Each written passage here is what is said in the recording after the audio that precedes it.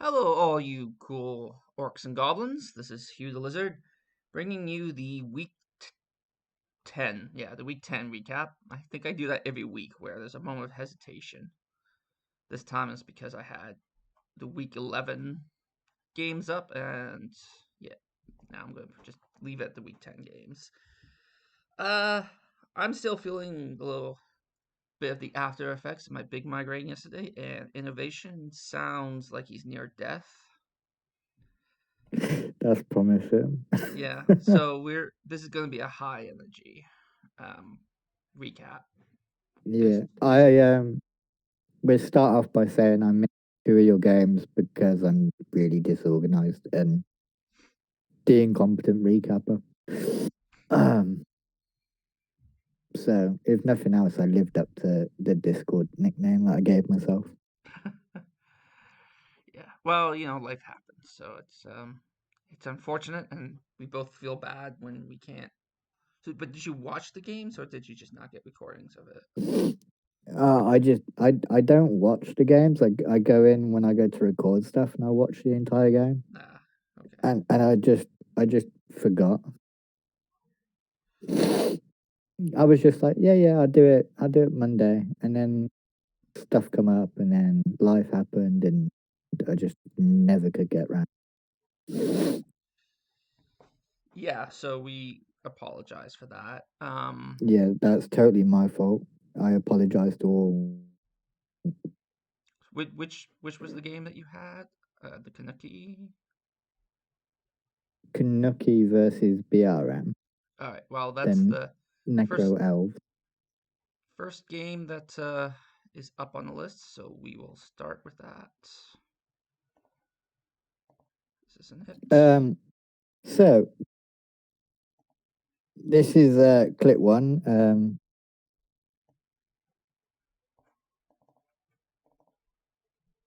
Hey, this Here isn't we my. go. Hang on. Oh yeah. There you go. He dodges out the wolf after Kanuki's managed to get a score of his own after some trials and tribulations that we're going to a bit more after the game, after the clip, sorry. But the Necro forget the guard, get a 1D push, and then make a 4+3+ without a reroll, I think. Without needing the reroll or having the reroll, I forgot. But there you go. And then the second half, turn 14, this is what the field looks like. So Kanuki just got removed. Yeah, let's see the field again because I didn't quite catch it. He's got one stunned elf and then three elves surrounded by Necro. Yeah. Um, I wouldn't like Kanuki's chances at that point. You can be as good as you like, but if you haven't got any players, you're Can't win a Blood Bowl game by sheer force of will. in that game, this about sums up Kanuki's game for me. Turn zero, and the Necro had a blitz and got um uh, a, a substantial amount of their players around the ball. Had a white under the ball to try for the catch. Um, and managed to screen it off, so Kanuki had a really terrible time. Recover it, mess about in his backfield, get the Necro out of position, and then because the Necro will come over to his left hand side, and it let Kanuki make a break for it with a couple of GFIs, I think. And he just made a break for it and stalled it out until about turn 6, where he couldn't do it anymore because the wolves are just quick. So yeah, that it was a bad day at the office for Kanuki, unfortunately. Mm. Oh, it happens to us all. Yeah, let's look at the teams. So we have no damage to Soul Power, but a fair bit of damage to the Bourbon Street Brawlers, actually. AV7 live happened. Yeah, Um, lose the Guard Blitzer, yeah, and they that's a horrible loss.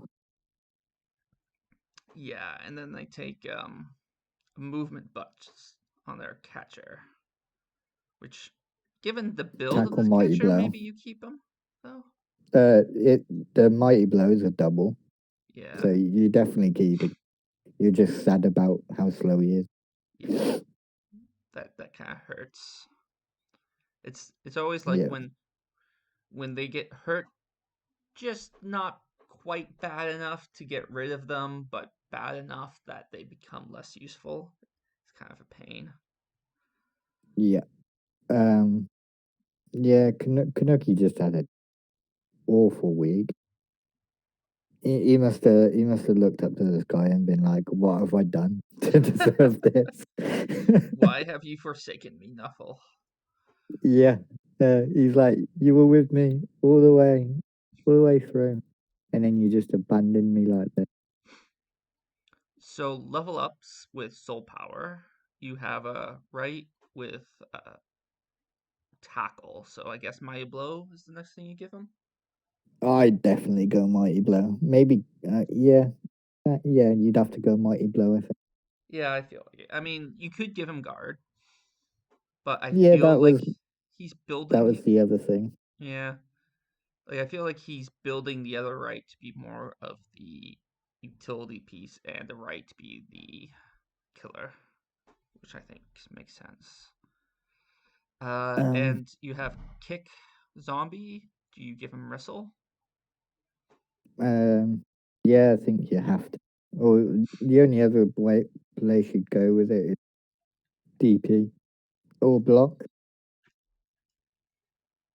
But because you're having your kicker on, it's their offense. Yeah, you could go DP. Wrestle's probably likely or block. I don't know if I like DP.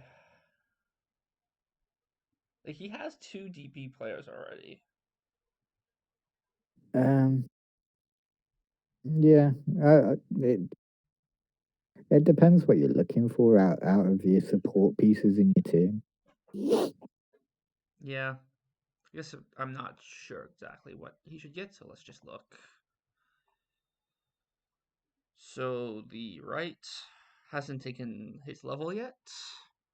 Uh, and dirty player indeed on the kicker. Nah, Necro's very much like Nurgle. That you do the same stuff with your line that you most for the most part you chuck a load of dirty player on, and because it's just cheap, fearful, and any trades near enough a good trade. Yeah, I see the argument for dirty player. I'm not sure what I would done instead of dirty player because I don't play Necro. But yeah, I can definitely see the case for dirty player. Um, I hate wrestle on movement 4 pieces, so I'd have probably gone block on a zombie that wasn't gonna get dirty player. That's fair, So I but think I guess I I was thinking like because he had two dirty players already, Russell could help bring people down for the dirty player if you're in a scrum. But yeah. yeah, I think that's a fair point about the movement. So exploding skulls versus Nuffle X Machina. This is the game I watched. Um, few things to note. First, uh, Kayashi's dice kind of like went back and forth on him a little. The first two turns, he got two double skulls that he had to reroll. So he was forced to burn his rerolls really early on. I I forget exactly where it is, but I think which one it was. But I thought there was one where he didn't. He could have just ate it, but I get the like. There's a few things left that he had to do, so it was a bit of an edge case.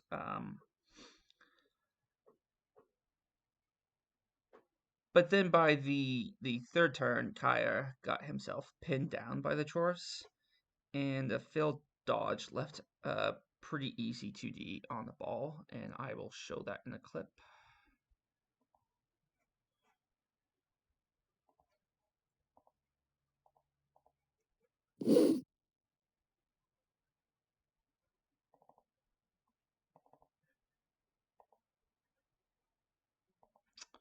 don't know why it does this. It's annoying, like, random size thing. Um, Hmm. so the Chorfs burnt. So yeah, so the Chorfs had pinned down the humans, so there wasn't a lot of space where they can go. You can kind of see what their position is here. There was a dodge out that failed that was kind of needed to make the ball more secure. But as you can see, there's pretty easy bull hit. Yeah, just a break tackle. Yeah.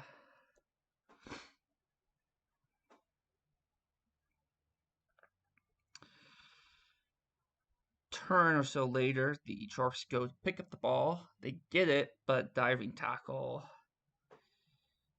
brings them Oh, down and causes the Cavs with the hot ball carrier. that just feels bad. Yeah. Yet another couple turns later, where they're still fighting over the ball, you see the humans finally able to reclaim the ball. And potatoes up there. Um,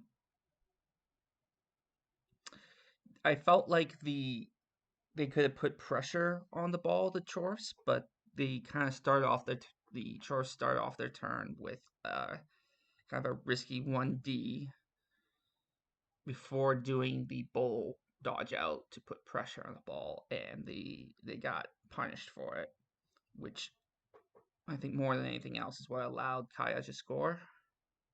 Well, I mean, like Kaya might have gone away with it. It wasn't like guaranteed, but I think there was more that the Skulls could have done to prevent the score if they had done the turn ordering a little better.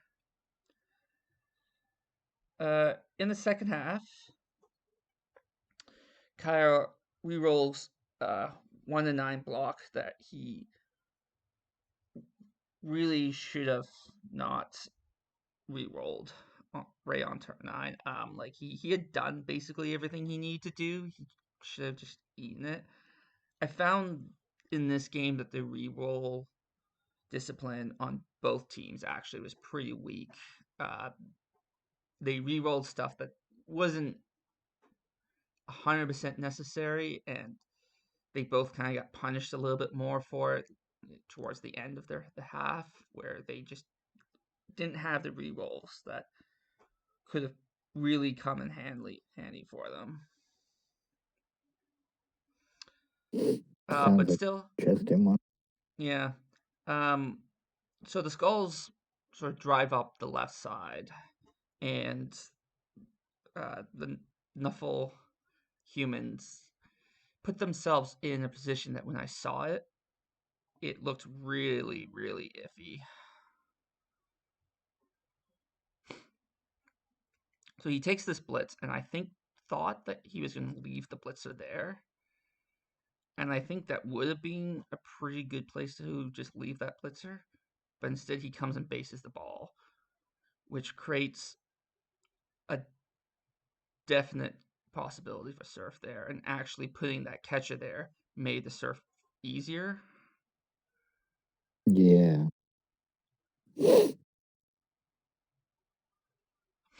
So I Is thought that a this was, catcher right there? Yeah, yeah. yeah, this is really just too aggressive. But then you have Skulls. I approve of that reroll at least. Yeah, didn't remove him. Perfect. Surf. Yep. But he gets away with it. Oh no. That And feels bad.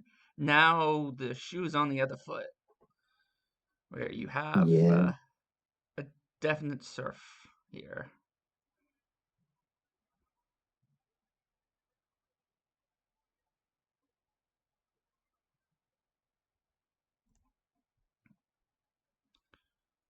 So really, this is really unfortunate dice for the Chorfs.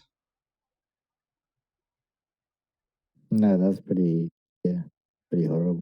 Yeah, that that'd feel bad too. Like, oh, I got this great surf, and then the bounce is really good for the humans too. Like they have that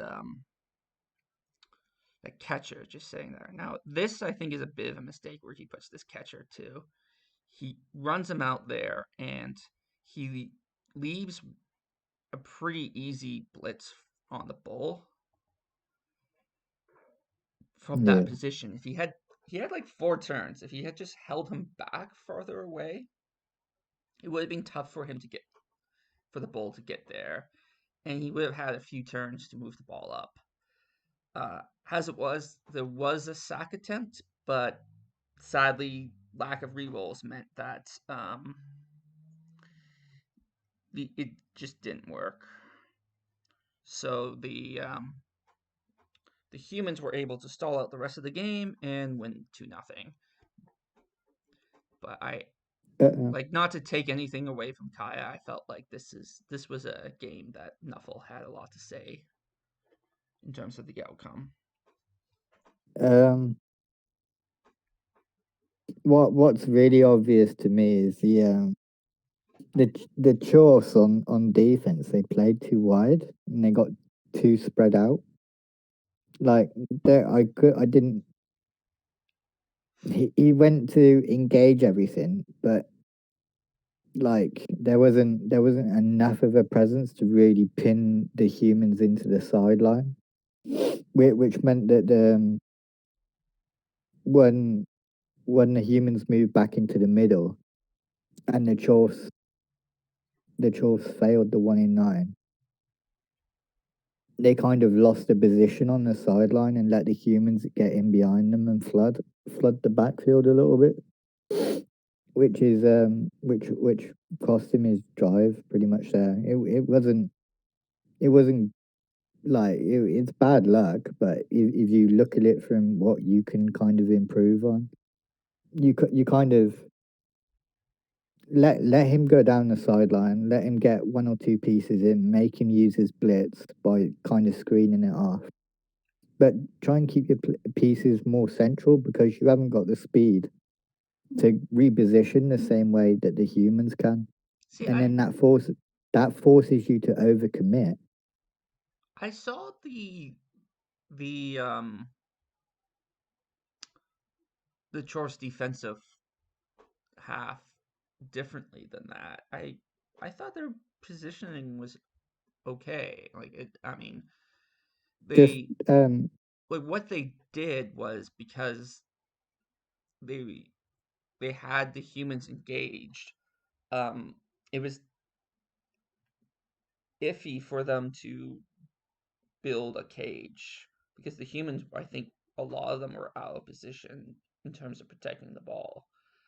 Like there was basically a line in front of the ball where with humans that were like based up by Chorfs, and then the bull was able to come around underneath the ball and hit it, um, because the humans weren't able to dodge out. Which with humans, like it's easier than some teams, but humans don't dodge out that easily.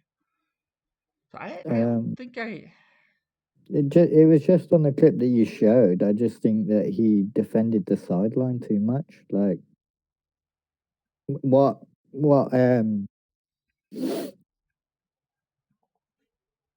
what I kind of like what I kind of spectate from Chorf coaches a lot is see. I don't know if I see that here.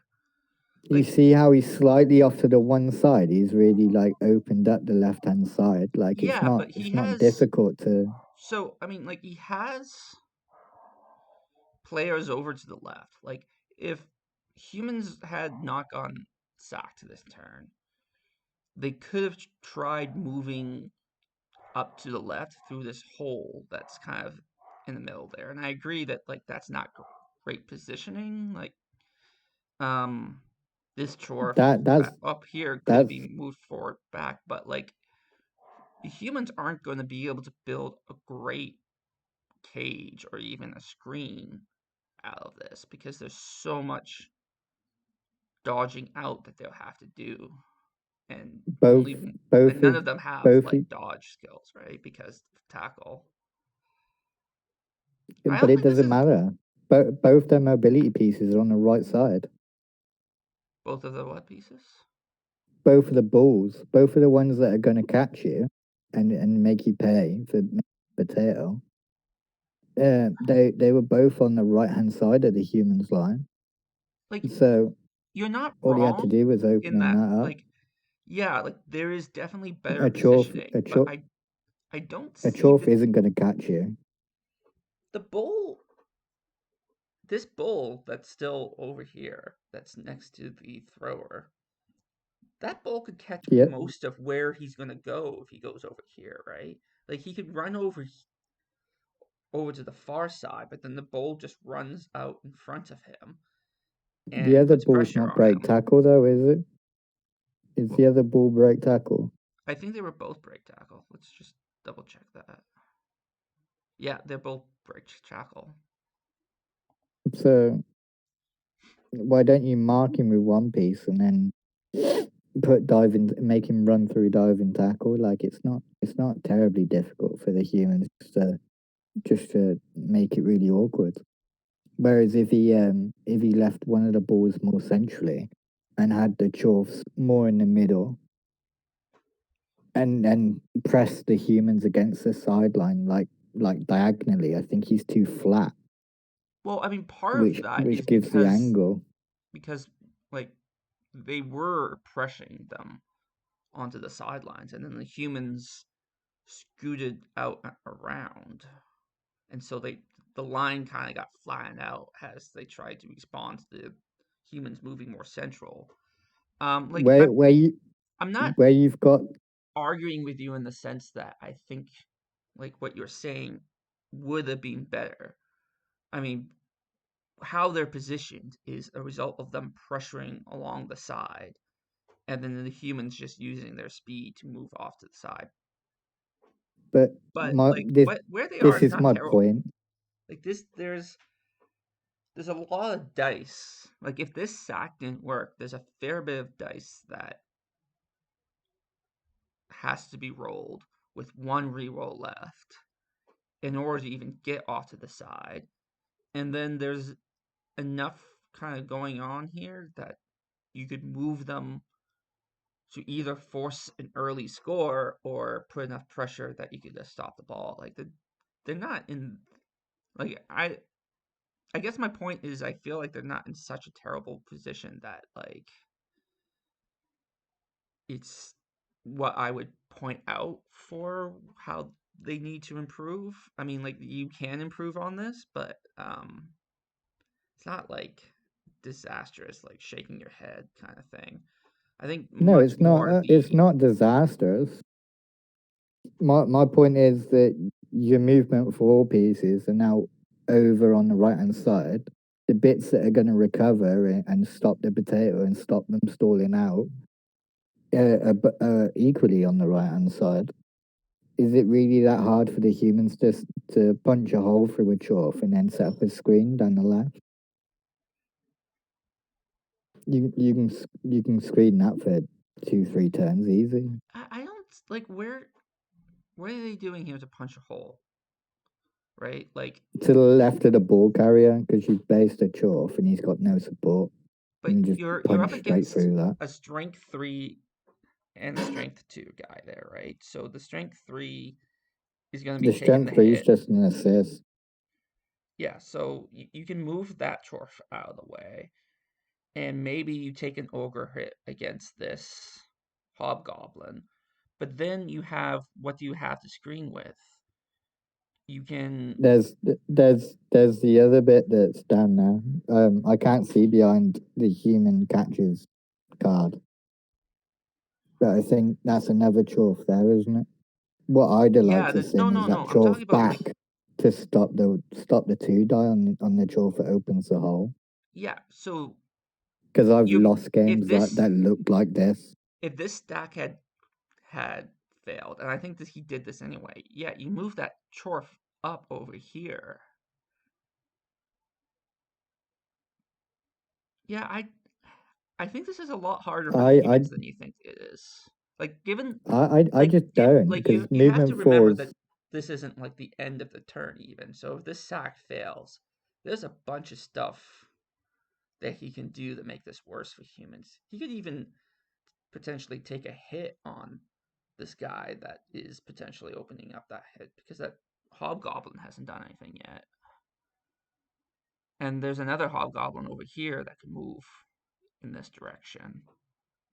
I just don't like dwarfs being that far to one side already, Yeah, and because it's so flat, I like it I think doesn't give you many options. yeah, I think it just yeah.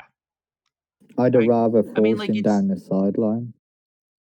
yeah, but like that's where they were. And then the humans swung out to the center so the Chorus had to respond, right?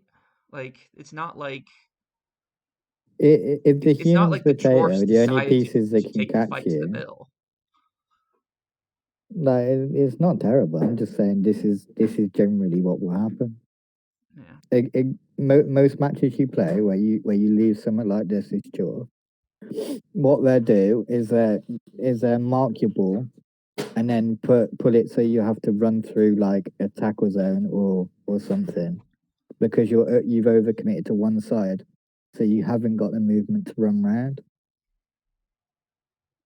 Yeah, And you genuine, keep saying genuinely, like overcommitted to one side, but you have two guys in the all sideline those here. blockers You are have one movement guy in the four. sideline. Like they're pretty spread out. All of them, all of those blockers are movement four.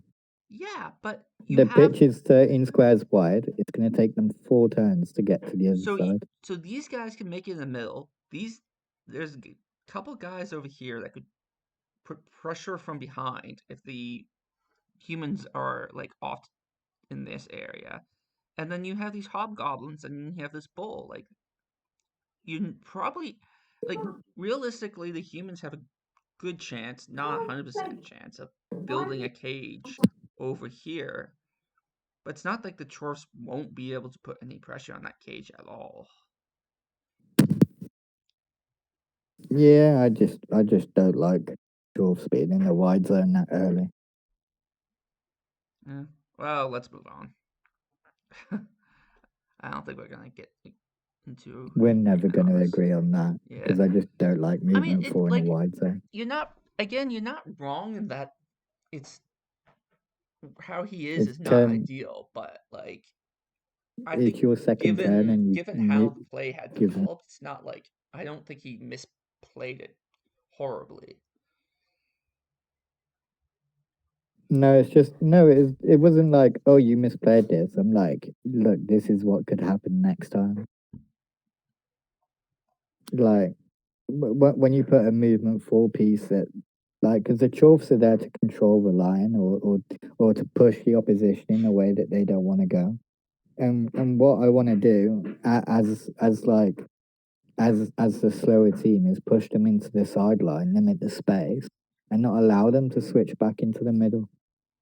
Because as soon as they do, they can just get more numbers to the other side than you can, unless you're removing them at a silly rate. Yeah, but like they didn't successfully move off to the middle because they left this huge sack open, right? Like it's Oh yeah, like I mean I'm just like you're right okay. in I guess in theory, but like in terms of what was happening in this game, it's and maybe that's No, where we're having the disconnect is like he said a couple of weeks ago that he got really down and he doesn't know where he's going wrong.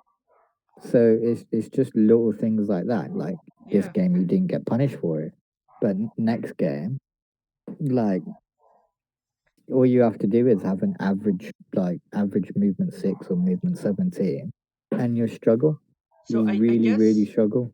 I guess the um the bit of takeaway that Abram can take from this extended discussion about this one play. Um, you should not just think about like basing up everything in a way that will maximize your hits and bring people down your next turn, but base up in a way that makes it hard for them to escape. Like look at what their escape avenues are and be prepared for that. Because if anything, like, I may be remembering this a little wrong too, but these guys might be more better central to prevent them from moving over here. But yeah, I could be remembering the details wrong. But let's just move on. Um, there's not really much to talk about in terms of the teams. Uh, sorry.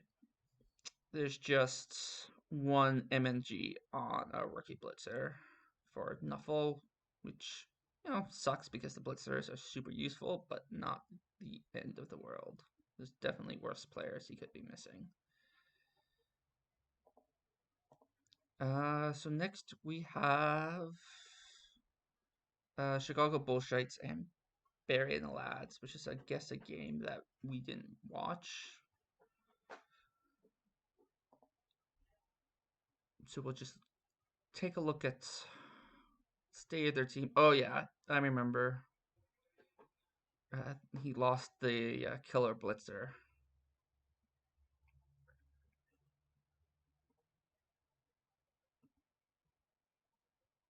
Eno, are you with me? Eno?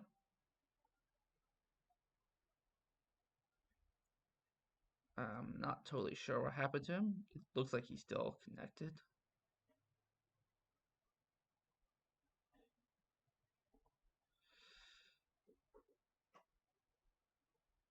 Yeah. So this is a pretty big loss for the Chicago Bullshites. Yo, Hey, So I I had was to sort something out. Sorry. no problem. Just getting into the loss of the Chicago Bullshites killer with Mighty Blow, Uh, Pile On, and Tackle. yeah, that's a horrendous loss, to be honest. Yeah. Important notes from this game is the chaos went after the Kislev guard, and it really paid off. Um, removing one, two, three of them, and got rid of the bear. So you lose all that kind of ability to punch them back. Mm-hmm. Was that did the saw do that damage or was it hits? I don't know. I'm just gonna Kaz, you got four Kaz there, so one, two, three. Two of them are on fouls, I think. Mm. Or failed dodges. So like when you start removing their ability to kind of punch you back, the Kislev just it gets really difficult. Because then they're relying on their agi skills and they're just not as good as elves at it. They lose the hybrid kind of makeup of your team where you can bash a bit, but you can do the agi thing like kind of like humans. Like you'll know better than I will. That you can kind of change up your game plan. Mm-hmm. So yeah, I agree with all of that. We have a warrior level up, Chris Jr. I assume he's going to get an Agi up. At this point, and I'm surprised when it isn't. Yeah. No, Mighty Blow. I'm disappointed. Yeah. No leap or anything, just No, mighty blow. no. No long legs, no Do two heads, warriors take nothing. mutations on normals? Yeah, all chaos get mutations on normals. No. General strength and mutation. So I guess yeah, he's just building that classic Chaos Warrior with Claw then. Although Yeah. guard, I think, is somewhat lacking on this team. Yeah, he could do with some more. Like a good amount of guard is between like 5 and 6. Yeah, he has one. So yeah. Uh, Yeah, so next is the Face Planters versus the Jeanne d'Arc, which is a game that I watched. Uh, so for the first two turns, I really liked the positioning that Flaming Dude had. It first forced the early score on turn 3, and it had a pretty good chance of stopping the score. He would just um, spread out enough that it would be harder for the face planters to flip the field, but still like had enough strength around where the likely catcher of the thrower was gonna be, that like the pressure was strong enough that basically Spoon had to take the score. So I thought that was pretty well done as far as defenses from Pro Elves go. Uh, but after that, when the ball went too flaming for him to try to get the equalizer, he was done pretty dirty by the sweltering heat.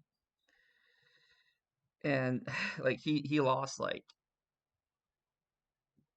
third of his team to, I think it was 3 players, 2 of which were positionals that had lots of skills. I think his Agi 5 blitzer was taken off from sweltering heat, but then he suffered a bunch of just kind of random removals, so that on turn 4 there was only 4 Brits left on the field, and 2 of them were peasants. So that pretty made it very difficult for the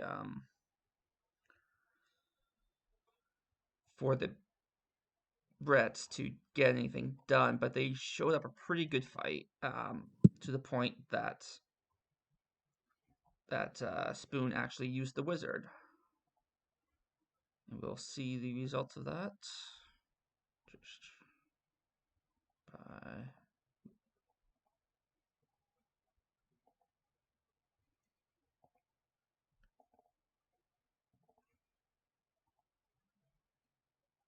and let me just make sure can see. Yep.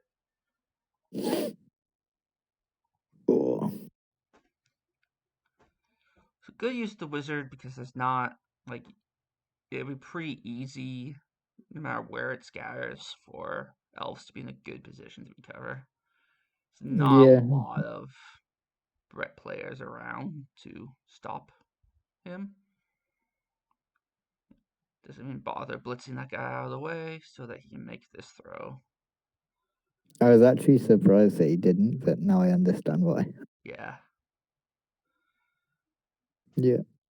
Okay. Just high elf stuff. Yeah, just classic bolt, retrieve, throw, score. So things are looking really rough for the Brits with 1 turn left for the first half, but then the Nuffle gives them a bit of a break with this riot that allows them to try to pull off a 2-turner. On the last turn, we get a sack here from the Leap Pro Elf, which after reroll works.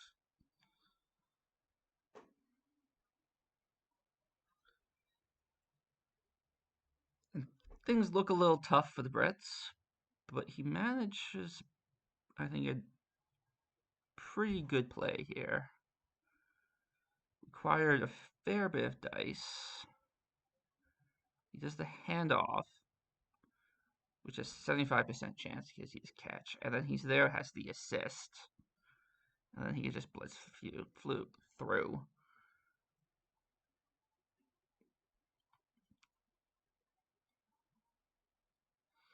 So yeah, I really liked that way of escaping out of the box. Like it did require a fair bit of rolling, but nothing in there was actually too bad for luck. So I'm kudos on that play. Uh, for the second half, the Brits got something of a vengeance for what was done to them in the first half, and this time the sweltering heat did Spoon dirty by taking out two of his rostered players. And before the half was done, the remaining rostered players were taken out. So he had nothing but a couple. I think there's like, I forget how many loners were left on the field, but there weren't many. Though, one bit of criticism I should throw Flaming's way is that the classic, he got so focused on taking out the remaining high elves and just like, oh, not high elves, sorry, pro elves, that he kind of lost track of. No, it was High Elves. Is it high elves? Okay, yeah, it's high elves. Sorry, feeling a little brain dead still. Sorry, people. He kind of lost track of defending the ball, and that's a really easy thing to do when you feel like momentum is on your side. You're bashing the team down, but you do still have to keep an eye on the lead player. Uh, lead player will always have a chance to sack, and you gotta make sure you defend against it as best as you can. Uh, but it's okay. Flaming was Yeah, managed to survive that and scored for 2-2 with one turn remaining for a run turner.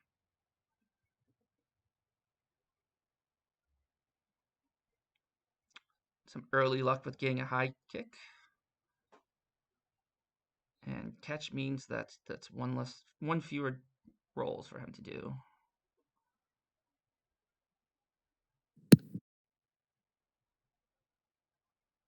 Leap is just such a good mm, skill.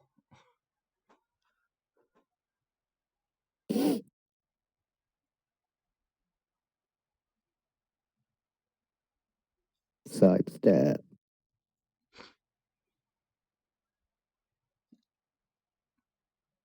This is well worked for Spoon.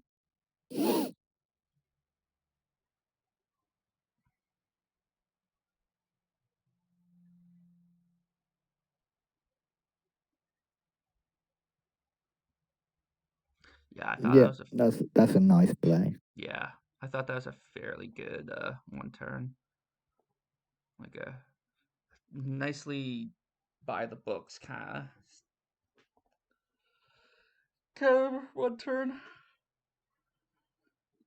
Um, looking at the team, no new damage to the face planters except their rostered thrower is going to be out for next game.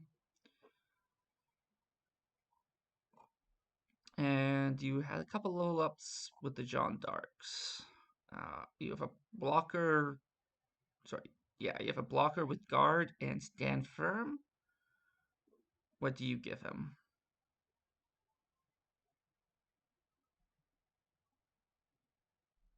Blocker's the one with block, isn't it?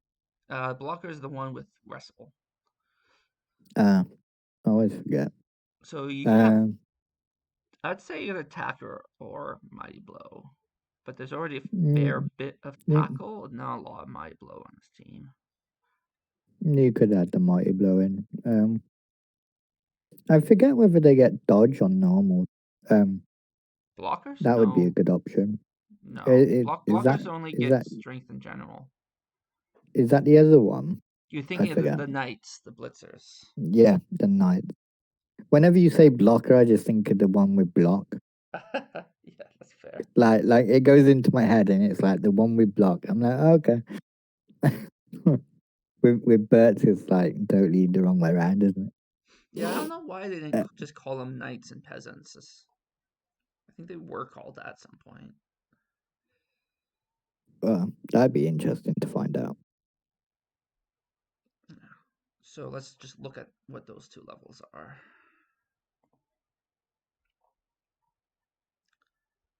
Uh, yeah, we got Mighty Blow. Oh, with a movement bust, so that makes even more sense. And then he gives his other blocker Mighty Blow, so that gives him 3 Mighty Blow. I think that's the right amount of Mighty Blow. Like 3 or He 4. just he just yeah, he just added an awful lot of mighty blow into his team. Yeah. So it makes it look like a much more dangerous team to play. It's a more well-rounded hybrid, isn't it? Yeah. Yeah. I like that. He'll be It missing gives his him more tackle options. next game, but who does he play?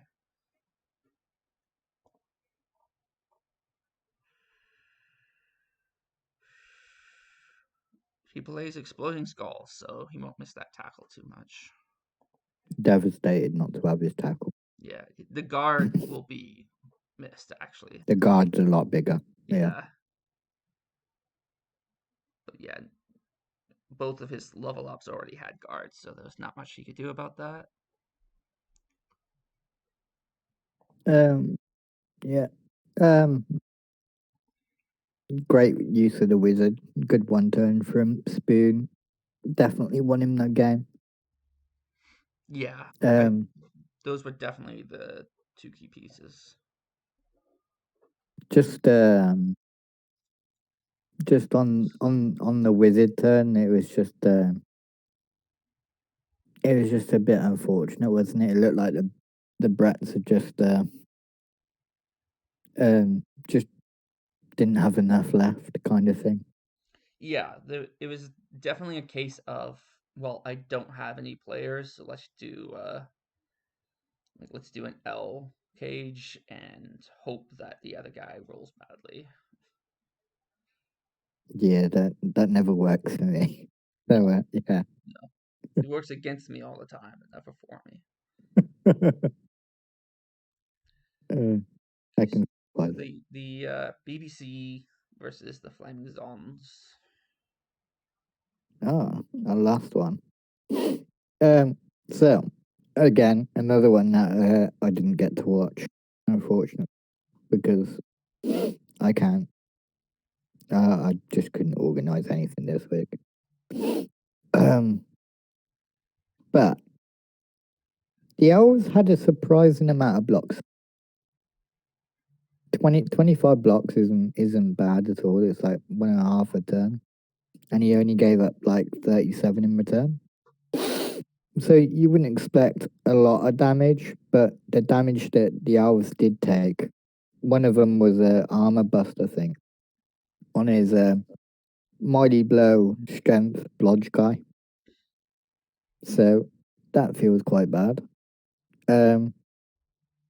But his other strength guy got a couple of completions in there, so he was doing some ball handling, no doubt. And but it just looks like kind of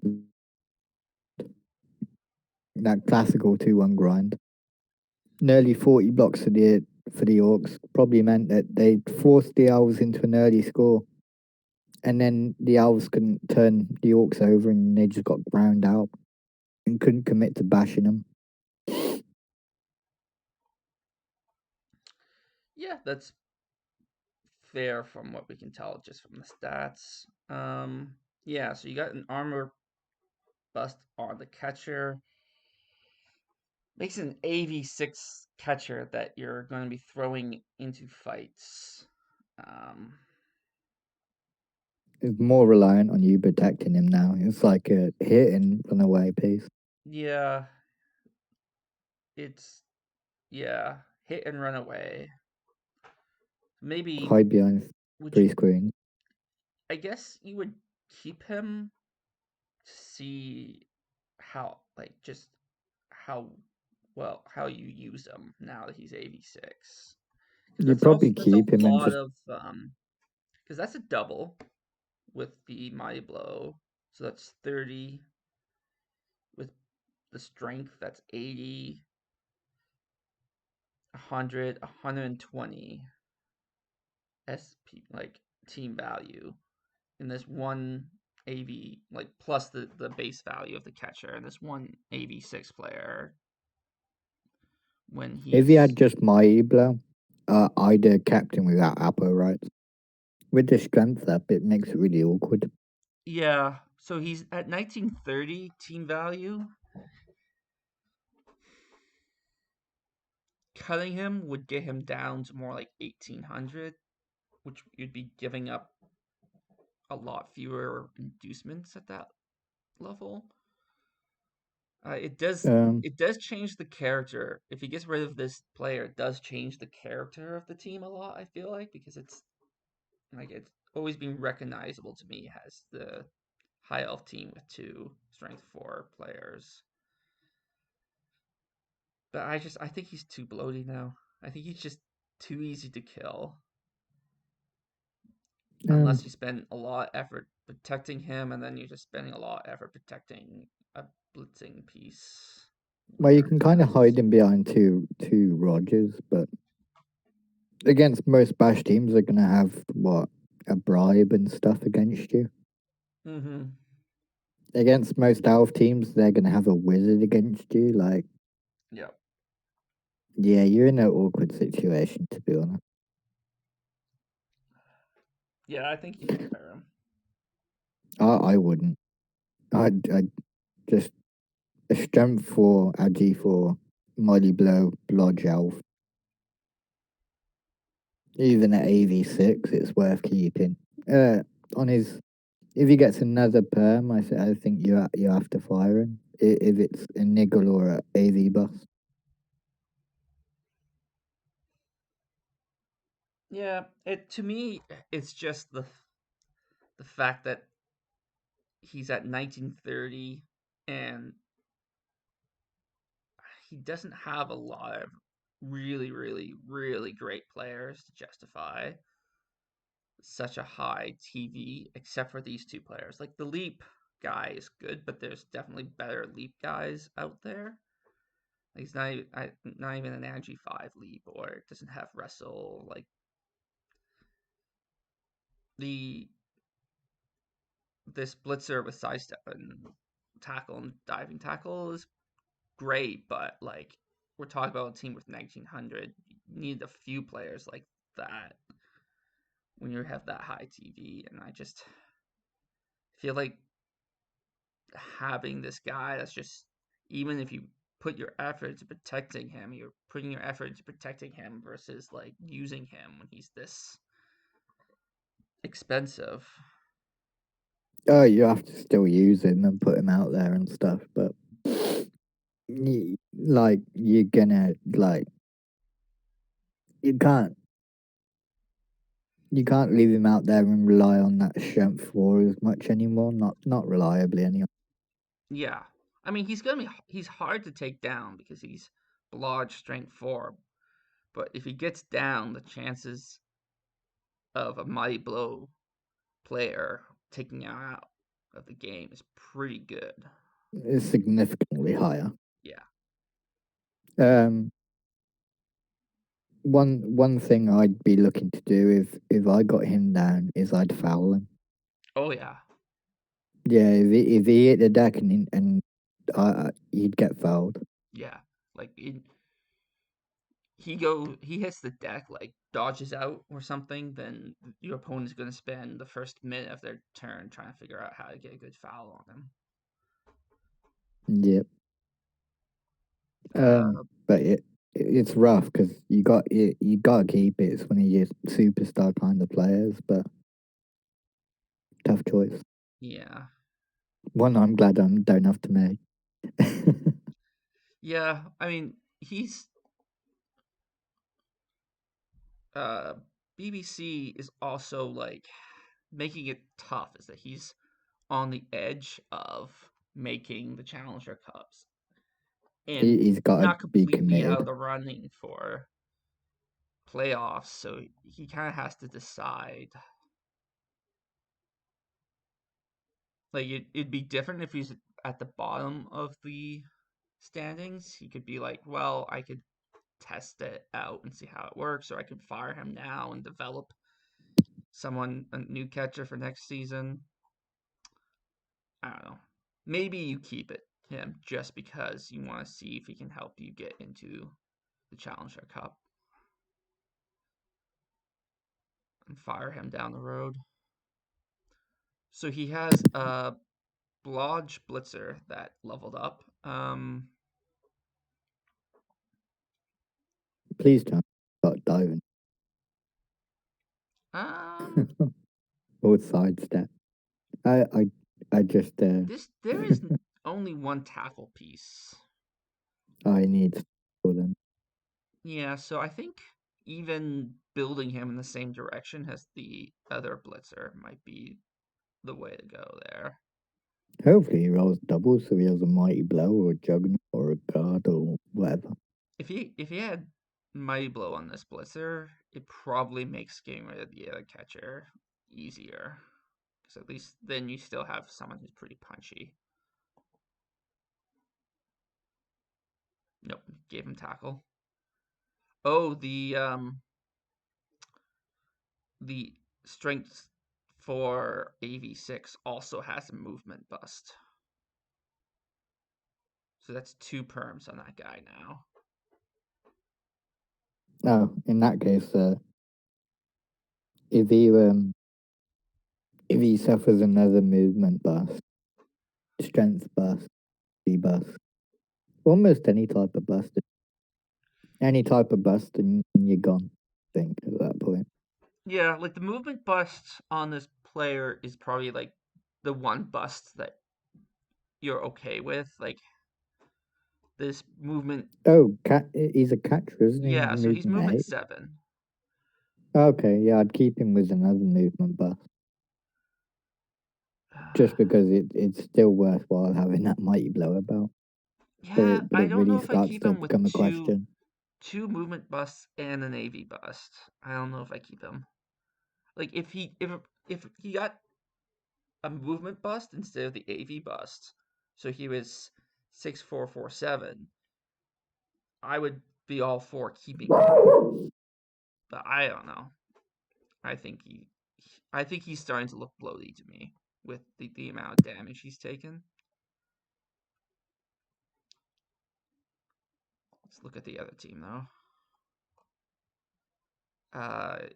You have a block lineman who levels up.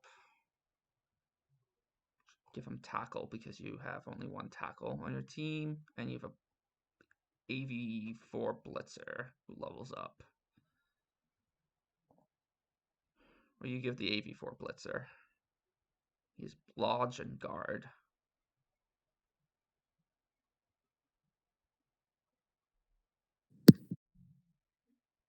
Oh, it seems to be a thing of high elf team. They all collect a load of buffs because they had that one in Ral where they just collect a load of buffs and eventually the players kind of die off on their own.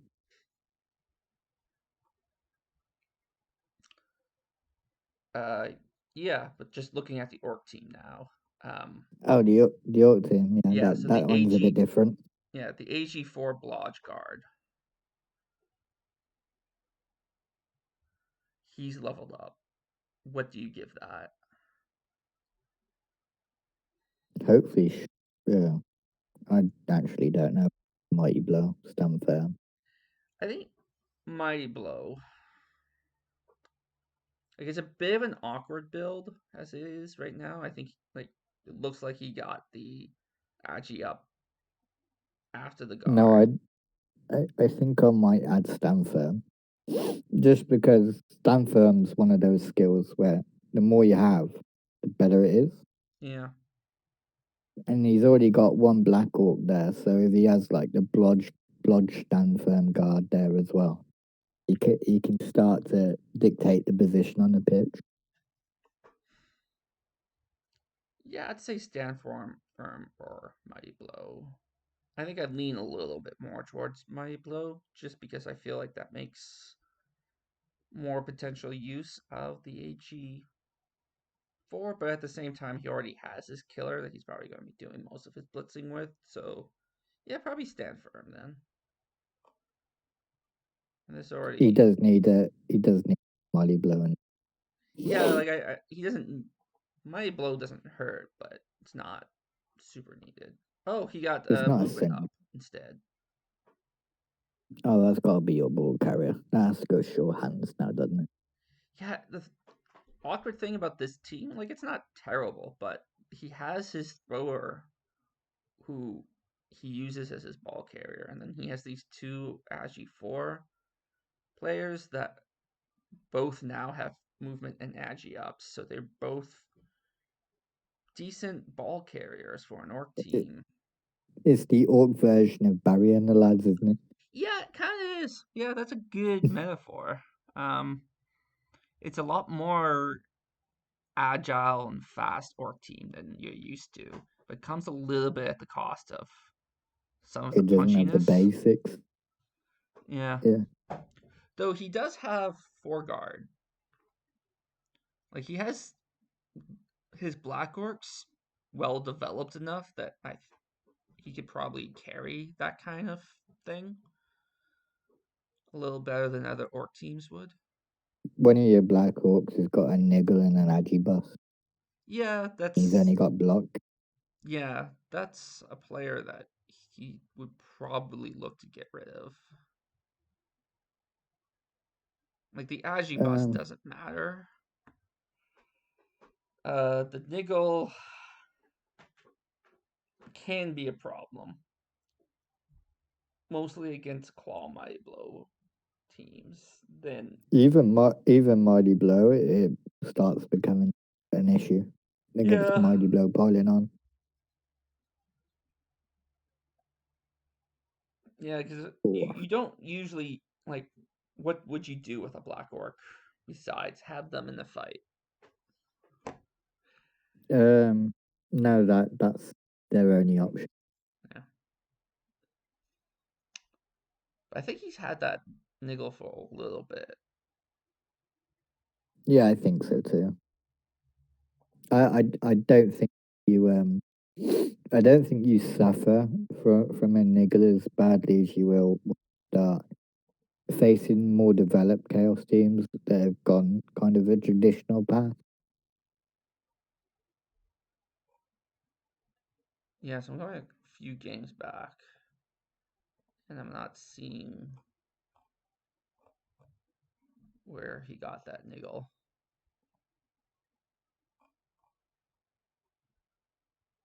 Oh yeah, so even the Agi bust is more recent than the niggle.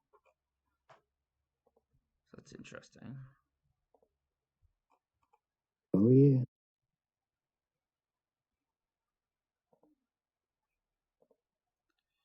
He's yeah, okay, so way back in what's this week 4 is when he got that niggle. Wow, you really went back and looked. Yes. I it got to the point where I was determined. I thought I would find the answer quickly, but then I was determined to find the answer. So How, I guess he decided that like he's played with him with a niggle for 5 games now, so he's probably sticking around. I think I'd have instantly fired him, but he probably has leveling up Black Hawk PTSD kind of Yep, from it because it just takes so much effort. which I totally get because I have similar feelings about my Saurus, where Yep, it took we can all relate here. 35 games, 35 freaking games to level up one of my Saurus. Sticky B's been on a tear leveling up his sword.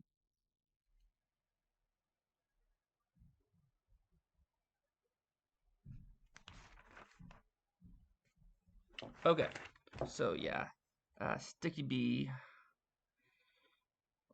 these lizards versus Dojeshis, Necros. Um, in the first drive,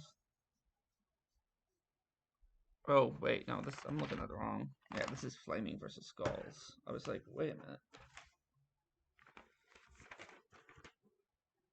Here we go.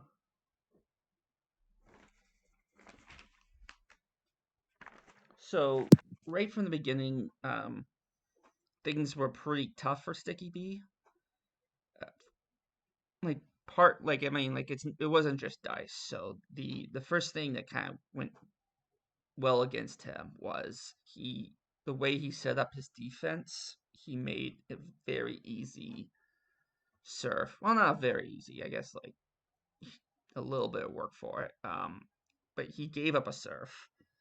Uh, though Jajoshi didn't make the best use of the opportunity because he did it in a way that allowed the counter surf. So they basically traded Asaurus for his wolf. Uh, but the other piece of really bad news for Sticky B from the first turn was he lost Silby to a line of scrimmage hit right off the bat.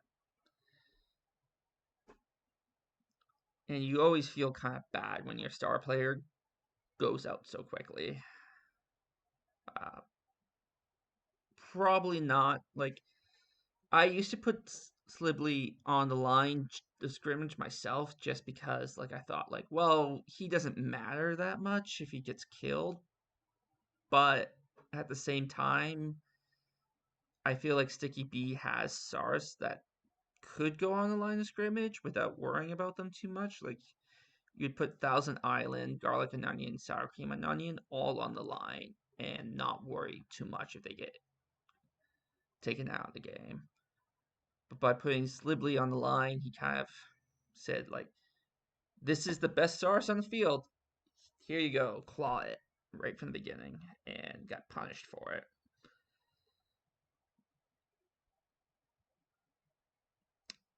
So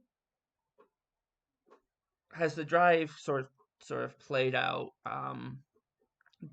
the Big Dippers were able to kind of bully a little bit with their strength, and they were putting not pressure directly on the ball, but it started to look a lot like, given a turn or so, the ball was going to be in danger. So I think Jajoshi did a really good job of recognizing that and responding to it by running backwards, which kind of gave his team the ability to focus on taking some hits to make uh, a hole for them to run down and exploit. Uh, as the wolf ran down, though, or not the wolf, the ball carrier, uh, Sticky B made a blitz decision that left me sort of scratching my head a little. It was a 1D blitz from a skink on the wolf that had the tackle mighty blow, which I always call skink killers. Because with the mighty blow, with the stunty and the tackle, they're pretty good at killing skinks. So I guess the skink was like, well, I'm gonna get you first, but then he used the reroll when he only got a push on the blitz, and he then followed up and then tried to dodge out. So I think it's like I'm not sure what was going through Sticky B's head at that point.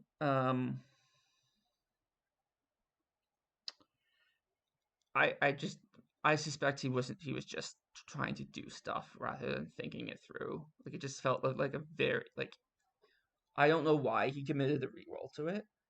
I don't know why he took the hit, and I don't know why he followed up if he was planning on dodging out, except to think that he just didn't think through what he wanted to do with the turn and was just kind of doing things.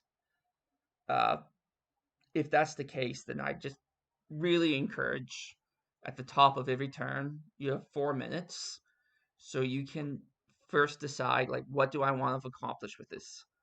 Where do I want to commit the reroll? And once you have that all in your head, you can make better decisions than just like, I don't know what to do. I'm just going to start doing things and see what happens. Because that's when you end up making bad decisions, like following up and then immediately trying to dodge out a tackle.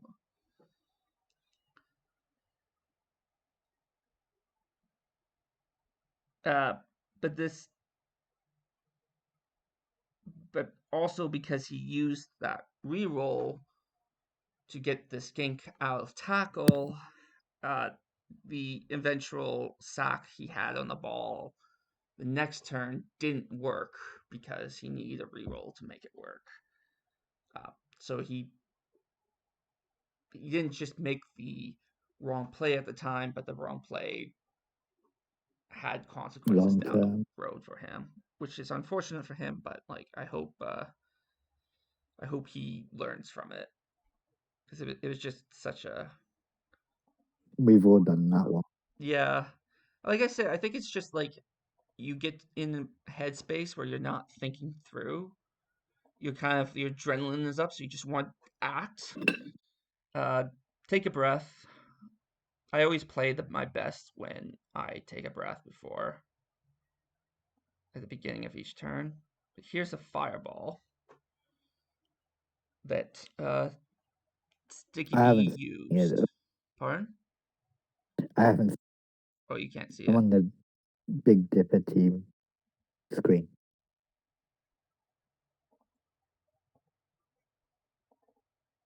Oh, I thought you were talking through, Oh no, and then I realized it got a bit too far. yeah, I've just gone to my clip here. So we have a fireball that was pretty lucky in that it removed the ball carrying ghoul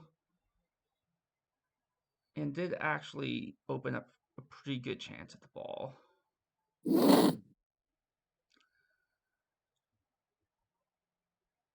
I like how he's to it and gone right. This is the turn where I could get some out of this. Yeah, I thought it was a good use of the wizard. My problem with what he does now is he Is that just a had the spree plus players to to sack make a him? screen, but he didn't make the screen.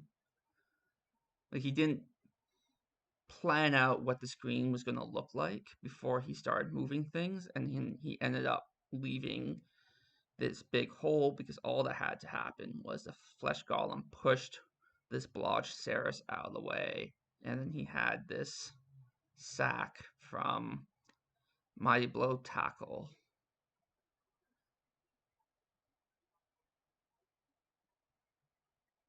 Good play. Mm. If he left the, I don't know. Yeah, I mapped it out. Like I went back and looked at what he could have done. He could have like if the skink was over a step and then he brought down the Saurus. Like I think his what he was thinking was, I'll put this skink behind the other skink to give him some support because I have to roll some dice to see if I can get the other Saurus to come over here, Mm-hmm. which is okay. But having that skink there doesn't matter whether or not you had that Saurus. Like having that skink in that spot didn't help him. So he might as well have planned for success by having the skink in the place where it would actually have been useful once you get the stars over. And then they could have had the screen that would have stopped that play. Um, so yeah, again, I get the sense from Sticky B a few times that he starts using players without thinking what's his next step. So I Yeah. just have to encourage him because I feel like he struggled a lot during the season. Um, and I see on Discord sometimes he's down on himself a little, which I don't think he should be. But I think there are like little things that he can do that I think will make a big difference to his play. We both said at the start of the season would be extremely tough for him. Like Yes. I don't think it was out of the question that he could have lost every game. So the fact that he hasn't, it is proof that he's a good coach, but maybe he just gets caught rushing it and he gets a bit down. Yeah, like I feel like there are like moments when I see like, yeah, okay, that's a good play, you're doing a good job here, but then there's a lot of stuff where it's like he could have done that a lot easier. Like he's that one that we had that big drawn out discussion about the sides, how he struggled to get the sidestep off his skink, and if he had played that a little bit differently and kind of thought through a little bit more, he could have done that. And there's just a few examples like that throughout the season where I feel like he's just like gets to the point in the It game where he just starts throwing dice at things and see what happens. just sees what sticks. Yeah. Yeah. Um. Yeah. At that point, I question whether you're enjoying playing a team.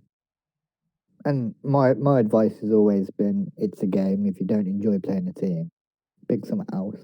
With that, pick something that you want to, or you have fun playing. Yeah, for sure. Um, Not to pile on Sticky B, but something else that he did a fair bit in the game was fouling with skinks, which I as a Lisbon coach, I really don't like fouling with the skinks. Um, there's a few issues with it. One is that I think for Lisbon, it's particularly hard to position a good foul. If you have a very valuable opponent pieces down and you have a good foul and you have all four skinks left on the field, then okay, go ahead and do it. But if you don't have those conditions, you're just putting yourself at risk of skink clearing yourself. And that's kind of what happens is he fouled with a skink, it got sent off, and then he fouled with another skink and it got sent off. And then the two remaining skinks suffered casualties, so he had to go through like about a third of the game with no skinks. Which I mean, That's great. yeah, like you're gonna have to be really lucky, even if you're the best Blood Bowl player in the world. Lizamed, no Five skinks. turns with no skin. Yeah, Oof. like you're already. I think at this point he was already behind a score, or maybe he wasn't. Yeah, he was already behind a score, so he's coming in from behind with no skinks, and he's so this is the death of his last remaining skink.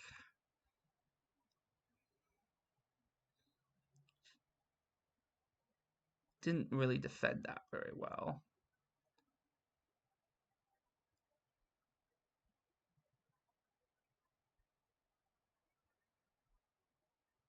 Yeah, he's in a lot of trouble there.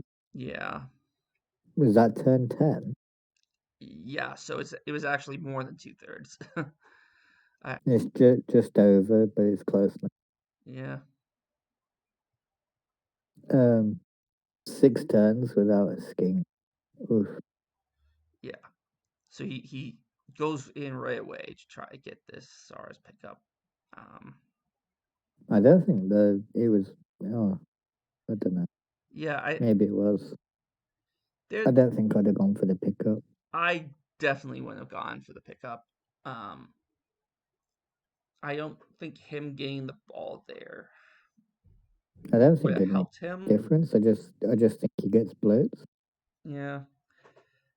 At the very least, I would have tried to do some other stuff before I did that. Like there's a couple of hits that he didn't take because he went for the ball there. Yeah. But yeah, so it was a 2-1 or sorry, 0-2 victory for Rex Lupus.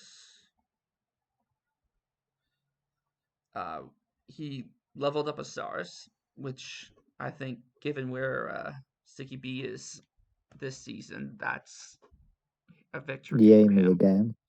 Yeah, Yep. and um, and Agi for Ghoul got an AV bust. Is that the already AV busted goal? Or Let's take a niggled, look. isn't it? I think it's niggled. Well, he got fired, but yeah, I think there was another perm on him. Uh, I think he was. I think he was niggled. I really want to say. well, we can. I kind of want to know. I I think you're right, but we can take a look. Uh, in the game reports, do they not show whether they're niggled? They usually do, Yeah, eh? I'll So it I'll doesn't get look it. like he was. I'll get it up. Do do do do. Preview. Niggled and armor busted was the edgy full goal. Okay, yeah, so definitely fire him. And he gives his garlic and onion Saurus tackle, which is fair enough. Gives him 2 tackle pieces, which I think is good. Yeah, because tackle he needed more than guard because he already has what I'll call 3.5 guard. Skink with guard. Again, Oh yeah. I love that he did that, but it's unconventional for a reason, probably. But it's kind of fun. Uh, yeah, so that's basically all I have to say about that game. The story of the standings, I think, has people pointed out a few times in the Discord, is that the top 4 players from last week all lost their game, which has really opened up the field. I would say, like, with 3 games left, Nuffle Ex Machina down still would struggle a fair bit to come into the Challenger Cup because they need not just for the top 3 to lose, but basically the top 6 to all lose their game to have a real shot at it, which I think There's is. an analyzer for that to figure out what the possibilities are. Oh, really?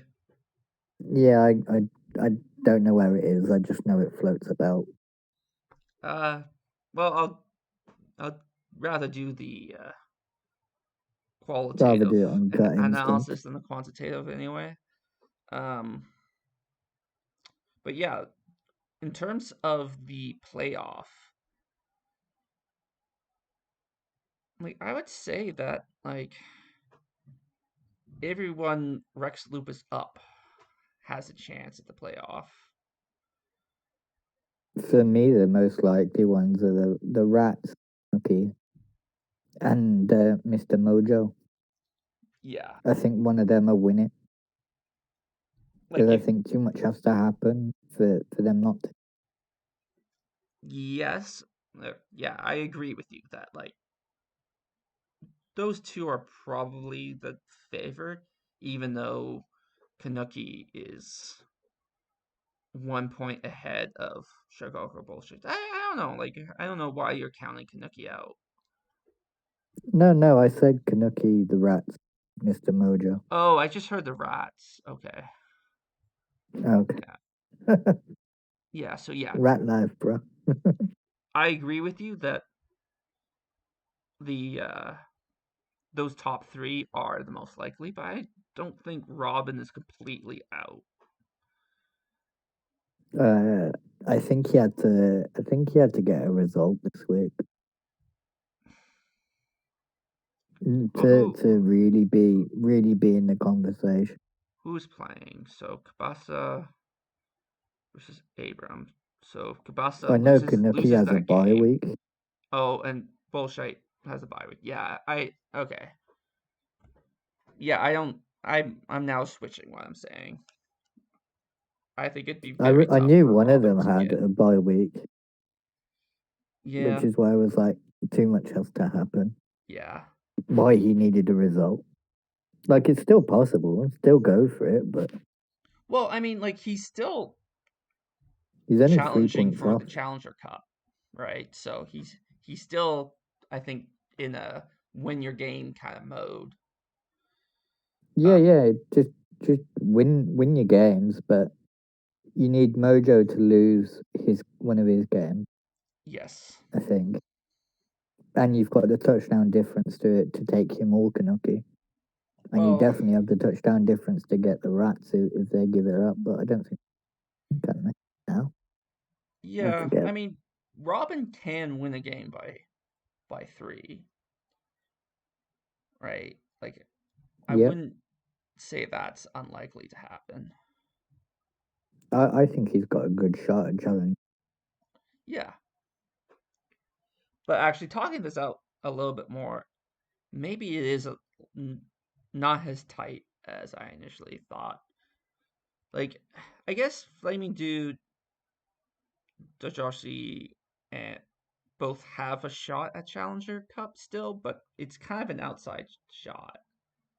It really is. Because the bye week makes it awfully complicated. Yeah, it is the bye week that's kind of makes this tougher for a lot of the teams. The fact that Because Bullshite is getting that bye week is really big. the bye weeks that are left are the humans get a bye week for Kia, and next up is Um, trying to find it.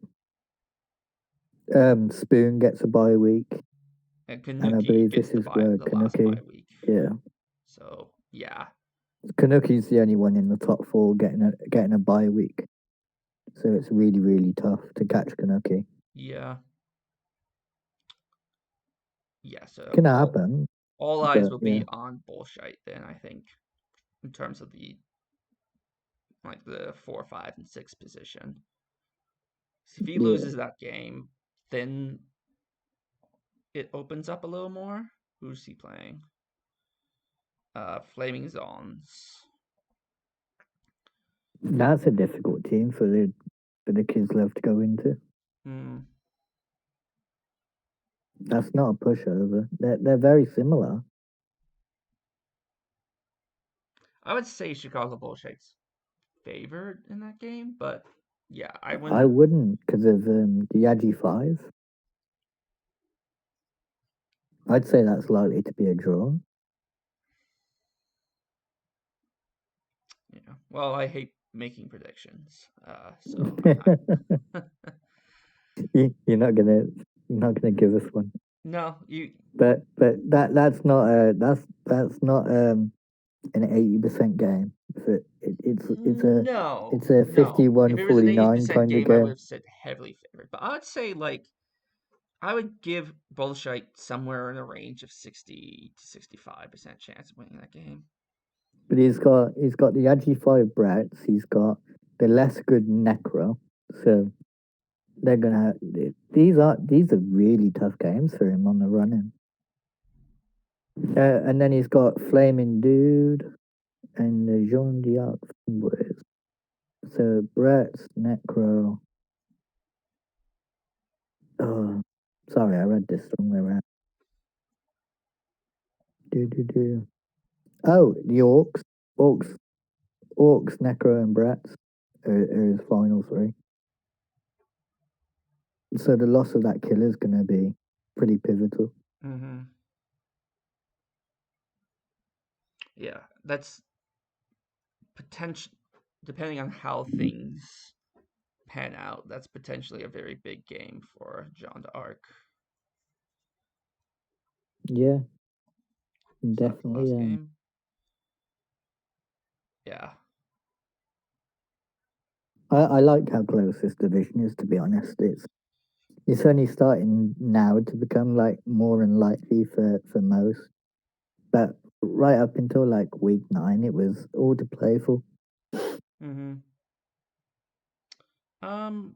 Yeah. So anyway, that I think that's our recap for the day. Um. Any final words, Innovation? Have a great week and enjoy your Blood Bowl and happy holidays or whatever to everybody. Yeah, good luck everyone and have fun.